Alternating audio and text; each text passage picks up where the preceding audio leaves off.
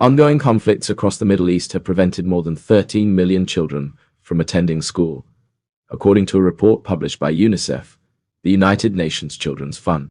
The report states that 40% of all children across the region are currently not receiving an education, which is a result of two consequences of violence: structural damage to schools and the displacement of populations, also called forced migration.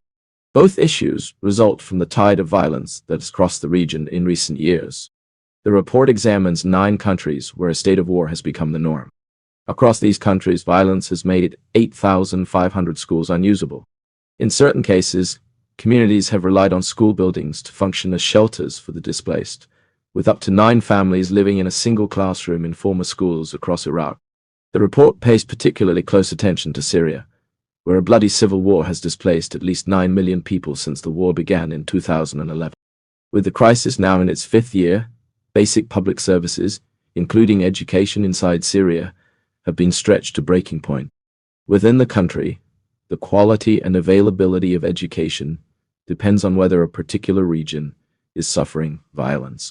The report concludes with an earnest request to international policymakers to distribute financial and other resources to ease the regional crisis. With more than 13 million children already driven from classrooms by conflict, it is no exaggeration to say that the educational prospects of a generation of children are in the balance.